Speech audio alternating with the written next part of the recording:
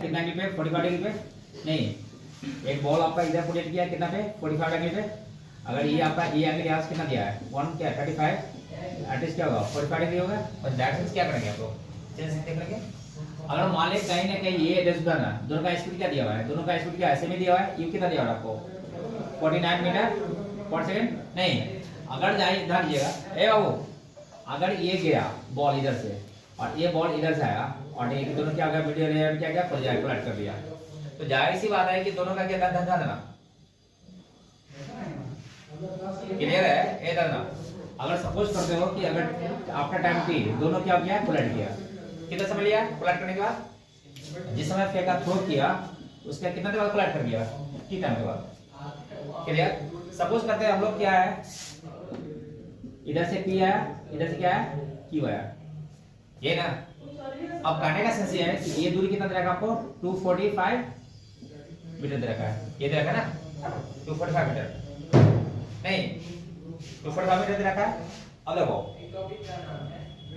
Suppose that ए, अगर यहाँ पे इसका एरिया क्या है? x के अकॉर्डिंग इसके अकॉर्डिंग क्या ब्रेजर कितना आया? u cos 45, u cos 45, इधर क्या है? u sin 45। नहीं, तो अगर ध्यान देना, अगर रेंज निकालते देखो पर कि रेंज इसका रेंज क्या है? पर इसका एक्चुअली ध्यान देना, कोई बॉडी को फेंकते हो ए तो मास पे डिपेंड करता नहीं है, उसका जो प्रोजेक्शन होता है मास पे डिपेंड करता नहीं है। नहीं, अगर प्रोजेक्ट हो गया तो सिंपली हम देख सकते हैं कि अगर ये डी डिस्टेंस के बाद यहां से यहां पे अगर क्या है पूरा डिस्टेंस क्या जो भी लिया हुआ है, अगर ये दूरी कितना है? x1 डिस्टेंस में जाके टक्कर कर लगा है और एक डिस्टेंस क्या है? x2, तो x1 + x2 इक्वल टू क्या होना चाहिए? 245। ये ना, तो आप यहां से भी निकाल के देख सकते हो, दोनों का डिस्टेंस का सम दिया हुआ आपको है ना। ऐसे यहाँ पे अगर हम इसका रेंज देखेंगे, अगर किसी एक बॉडी का रेंज देखोगे तो रेंज क्या लिखते हो? u square sin square sorry sin 50 जी, u कितना दिया हुआ है? 49, ये ना हुआ sin कितना? 90 डिग्री, sin 90 भाई क्या होगा? जी कितना है?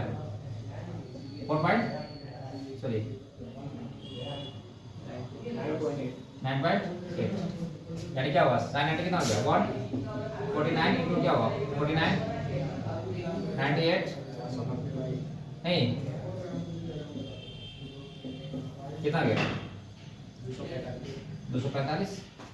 यानी कहने का मतलब हुआ ए मोस्टली ये अगर टक्कर करेगा तो कहां पे करेगा? मिड एयर में करेगा, क्योंकि रेंज आने का मतलब है दोनों का रेंज सेम ही आ रहा है, इसका भी रेंज वही आएगा, इसका भी रेंज वही आएगा, है ना।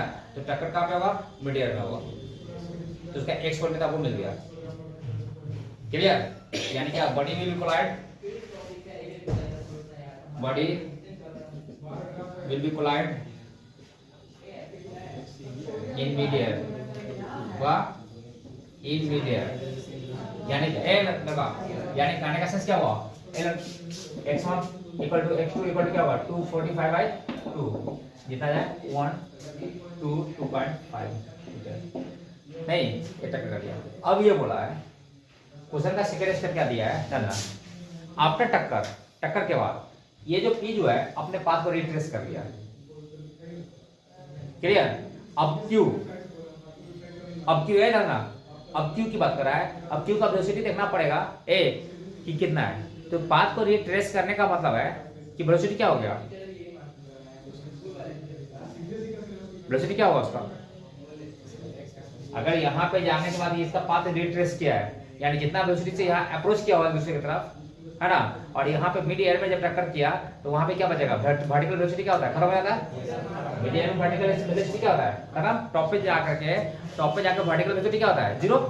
अरे क्लियर? ये नहीं पढ़े थे, है ना। तो बचेगा कितना? u cos जो भी u cos थीटा, यानी जो x कंपोनेंट ऑफ वेलोसिटी का वही बचता है दोनों का। नहीं तो आप क्या करो, यहाँ पे मोमेंटम पता करवा लो।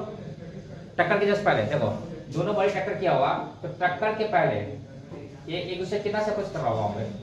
u cos 45 u cos 45 p and q, और टक्कर के बाद फिर क्या हुआ? ये अपने पाथ को रिट्रेस किया। अब इसका निकालना है कि ये कहां गया। गिवन तो पता है कि जितना वेलोसिटी आप यहाँ पे दिए हुए v, मतलब ये क्या है? e1 v1 u2 v2, तो इसका वेलोसिटी पता है कि ये जितना वेलोसिटी ये होगा वो ठीक उतना ही क्या होगा? यहाँ पे क्या होगा? बैक हो जाएगा। नहीं, यानी v1 इक्वल टू क्या लिख सकते हैं हम लोग, u cos 45। क्लियर, उतना ही पास से क्या हुआ, बैक हो गया। अब इसका वेलोसिटी निकालना है कि वेलोसिटी क्या होगा, वो रिट्रेस करेगा कि आगे बढ़ेगा कि वहीं पे, अगर यहाँ का वेलोसिटी अगर 0 हो जाएगा तो वेलोसिटी अगर 0 होने का मतलब क्या होगा, फ्री फॉल बॉडी हो गया। और यहाँ वेलोसिटी अगर क्या होगा 0 हो गया तो बॉडी क्या होगा, फ्री फ्लो होगा, नहीं सिंपल वर्टिकल नीचे गिर जाएगा। तो आपको भी चाहिए, और क्या है, एक्स के अलोंग मोमेंटम क्या है, कंजर्व है, मोमेंटम क्या होगा, कंजर्व है, यानी momentum will be conserve, momentum will be conserve. Clear, ओरिएंटली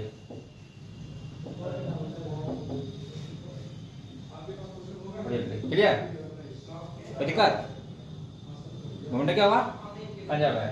m1 e1 m2 e2 equal to m1 d1 m2 d2। m कितना दिया हुआ है, सब ग्राम में दिया हुआ, कितना दिया हुआ, मास कितना दिया हुआ है, मास ऑफ कितना दिया हुआ है, बोलिएगा 20 ग्राम। मास ऑफ क्यू कितना दिया है, 40 ग्राम। क्लियर, तो सर ग्राम से ग्राम से पड़ जाएगा, कोई दिक्कत नहीं है। तो कितना हो गया, 20 गुना E1 कितना हो गया, U cos UX कितना लिखोगे, U cos 45, ये कितना हुआ 49 इंटू cos 45 कितना हो गया, 1/2 कितना हो गया, नहीं क्या होगा 49/2। अगर एक तरफ डायरेक्शन को इधर प्लस मान होगा ठीक, उसको उल्टा क्या लेना पड़ेगा, माइनस लेना पड़ेगा। तो ये इसका क्या होगा, इसका क्या होगा, प्लस में क्या होगा 40, लेकिन ये क्या होगा -49/2, क्योंकि ये कितना प्लस, ये दूसरा तरफ क्या होगा माइनस, क्या होगा, ये इसका पाथ क्या होगा, रिट्रेस क्या है, तो क्या होगा 20, फिर वेलोसिटी कितना आ गया 49/2, किससे प्लस में माइनस में, माइनस में,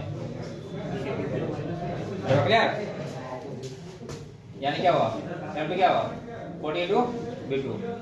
अरे बात क्लियर को, तो जाहिर सी बात है ये आपका ये डाटा, सॉरी देखो यहाँ से लिया हुआ है, देखो सुनो, ये सारा डाटा क्या सब मिलके क्या खत्म, जितना ये है उतना ये नहीं, यानी क्या हुआ v2 का तो क्या होगा 0, v2 0 का मतलब क्या होगा, बॉडी क्या होगा, बॉडी क्या होगा p फ्री फॉल हो गया, बॉडी यानी ball q will be free fall, free fall, body क्या होगा फ्री फॉल होगा। तो इसका बॉडी का हाइट क्या होगा, टॉप का हाइट क्या निकालते हो, मैक्सिमम हाइट कैसे निकालते हैं, h equal to u square sin square theta by 2g, कितना हो गया 49 into 49 sin थीटा कितना 1/2 बाय कितना 2 into 9/8, ये ना हो गया 10 2 5 क्या होगा 245/4 दिया जाए, नहीं अरे क्लियर।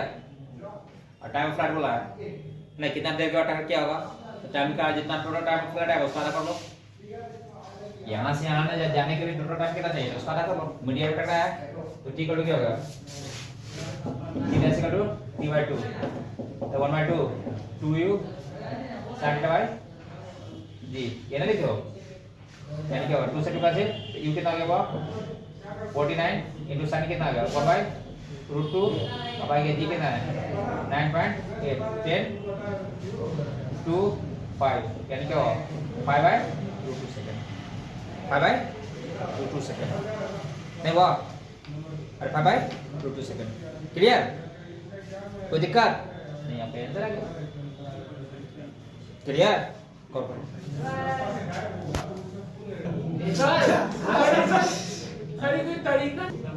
यही क्या हुआ, देखो आरटी का एक क्वेश्चन है आपका, ध्यान देना, ये क्वेश्चन जो था आपका एक फ्री फॉर्म बॉडी है जो भी, देखो क्वेश्चन आपका आरटी का क्वेश्चन है ये 19 1986 का क्वेश्चन डाला हुआ है, आप लोग कर लेंगे। आईडी 1986 का क्वेश्चन है समिति का, हो गया देखो, हो गया 1986 का क्वेश्चन है, आईडी बैक जो पूछा हुआ है सब्जेक्टिव का, ध्यान देना।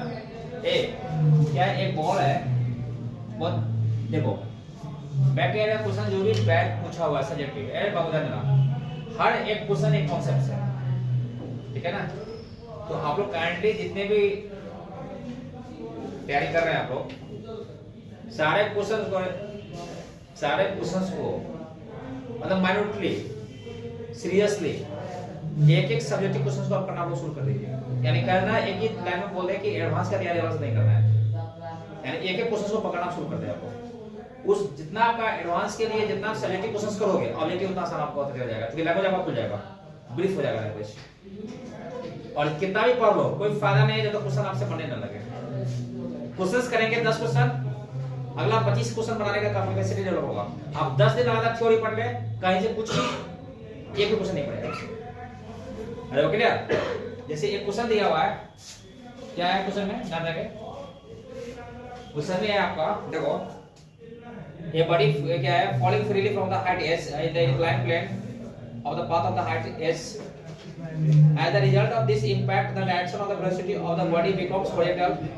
जब बता ना किसी हाइट पे, ना वो किसी जनरल हाइट है, वो किसी जनरल हाइट जो है आपका h है, इस पॉइंट पे वो एक बॉडी जो फ्रीली ऊपर से गिर रहा है, यहाँ पे आगे क्या किया है, टक्कर कर लिया, ये टक्कर कर लिया। इसका हाइट मोस्टली दिया हुआ कितना है, h हाइट दिया हुआ है, कितना हाइट बच गया, h-h। और यहाँ टक्कर के बाद ये जो बॉडी है ये आपका यहाँ से हॉरिजॉन्टल मूव कर जा रहा है, क्लियर। टक्कर के बाद ये इस टक्कर किया और टक्कर के बाद उछलने के बाद क्या हुआ, ये हॉरिजॉन्टली मूव कर गया। तो फिर क्या हुआ, हॉरिजॉन्टली इस पे हुआ, कहीं जमीन पे जाकर टक्का है, क्लियर। अब क्वेश्चन ये आपको डाला है, for what value of h by h, small h by h, the body will be take maximum time to reach the ground। a h by h का रेशियो कितना होगा, है ना, जिससे कि बॉडी क्या हुआ, बॉल जो है मैक्सिमम टाइम ले ग्राउंड तक आने की, क्लियर। आप क्या सिंपल कुछ नहीं करो, मान लो यहाँ से यहाँ तक क्या हुआ, free fall t equal to 0 पे बॉडी को गिराया, यहाँ से आते टाइम क्या हुआ t1, यहाँ से यहाँ का टाइम कितना हो गया t2, है वो क्लियर। तो टोटल टाइम कितना होगा, t1 प्लस t2, क्लियर। ए और जब तक फ्री फॉल है, तो फ्री फॉल बॉडी के लिए यहां से आने का टाइम कितना होगा, √2h/g, √2h/g, तो क्या होगा √2h, h minus h/g, clear.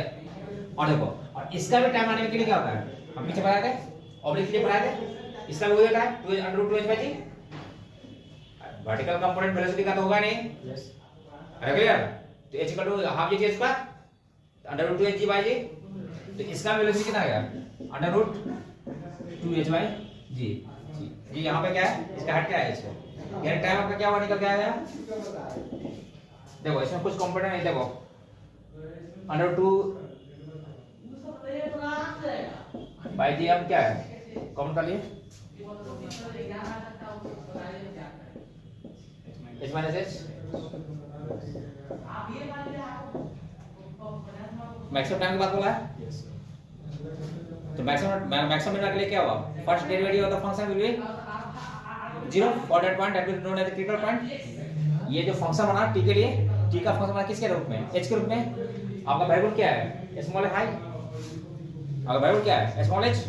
तो आप क्या करो, dt/dx, इसको डिफरेंशिएट कर लो, dt/dx। ए मैक्सिमम मिनिमा के लिए जो फंक्शन बना, ये t with the function of h हो गया, स्मॉल h, है ना। तो ए इसको जब फर्स्ट डेरिवेटिव जहां पे 0 होगा वो क्रिटिकल पॉइंट हो जाएगा, अब उसी वैल्यू के लिए जो फंक्शन में डालोगे तो वही मैक्सिमम मिनिमा दे देगा। तो फॉर मैक्सिमम मिनिमा देखो, for maxima dt/dx equal to 0, differentiate कर दो किसके टर्म में, h के टर्म में, डिफरेंशिएट कर दो इस टर्म में, तो इसका डिफरेंशिएशन कितना है वो, ये तो क्या है कांस्टेंट है, इसका डिफरेंशिएशन 1 बाय, बोलिए 1 by 2 under root h minus s, और फिर अंडर इसका था जाकर कुछ डिफरेंशिएट करोगे तो क्या होगा -1 plus 1 by under root 2h, clear, फिर इसका 1, क्लियर। तो फॉर मैक्सिमा के लिए क्या होगा, ये क्या होगा 0, ये दूसरा डाटा 0, करेगा क्लियर, ये 0 यानी क्या होगा 1 by 2 under root h equal to 1 by 2 under root h minus h, clear. 2 से 2 कैंसिल, 2 से 2 कैंसिल यानी क्या होगा हाँ h minus h by h equal to 1, clear. क्या लेस फर्क करते जाएंगे खत्म, h by h minus 1 equal to क्या होगा 1, h by h equal to 2, क्या रेशो पूछा था h बाई h का रेशो पूछा था 1 बाय 2, क्लियर हो गया, क्लियर।